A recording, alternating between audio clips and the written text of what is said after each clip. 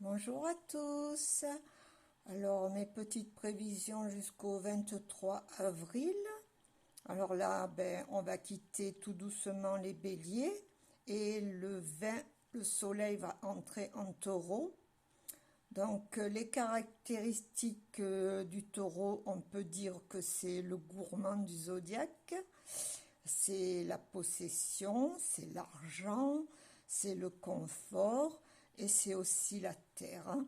Et beaucoup de sensualité car c'est Vénus, le maître du taureau. Donc ça sera bon pour les taureaux cette semaine, les vierges, les capricornes, les poissons et les cancers, et un petit peu moins bon pour les lions, les scorpions et les verseaux. Après, pour ce qui est de l'activité ou du mental, on a Mercure qui est conjoint à Uranus. Bon, c'est pas mal pour prendre une décision, mais seulement le 21, Mercure rétrograde. Donc là, jusqu'au 15 mai, il va y avoir des contretemps. Un sentiment d'urgence, mais ce n'est que dans votre tête. Alors ça va provoquer chez les Verseaux, les Lions, les Scorpions et les Taureaux un peu d'angoisse. Et c'est un peu mieux pour les Cancers, les Capricornes, les Vierges et les Poissons qui savent se mettre au-dessus. Pour ce qui est de notre affectivité, la Vénus est toujours en Gémeaux, donc c'est toujours de la légèreté. Rêvez, rêvez les amis, rêvez. La Gémeaux est cérébrale.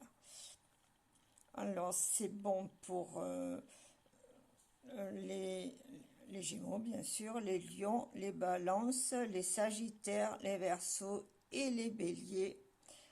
La Vénus aime bien ces signes. Par contre, pour les Poissons et pour les Vierges, la Vénus là est bien trop légère. Ces deux signes ont bien trop de profondeur pour pouvoir la comprendre. La dernière fois, je vous avais fait les signes. Donc là, je vais vous parler de la signification des maisons qui est autant importante pour un signe astrologique, un thème astrologique, pardon. Donc la maison 1, c'est l'ascendant, c'est les tendances du mois, c'est ce que vous paraissez, c'est ce que vous montrez. Après, la maison 2, c'est l'argent, l'argent que je gagne et la possession. La maison 3, c'est le mental, la pensée pratique, l'entourage, les frères, les sœurs. La maison 4, c'est une maison importante parce que c'est le pilier de notre personnalité, c'est le foyer de l'enfance. La maison 5, c'est les sentiments, la création, les divertissements et les enfants. La maison 6, c'est le travail quotidien et la santé. C'est différent de la maison 2. La 2, c'est l'argent que je gagne. Et la maison 6, c'est le travail routinier. Parce que, quel que soit notre âge, on a toujours du travail quotidien à faire. La maison 7, c'est la maison de l'autre, du couple et des associations. C'est aussi une maison importante. Elle est en face de la 1. On ne peut pas être que moi. Il faut se confronter aux autres. La maison 8, c'est la maison des crises.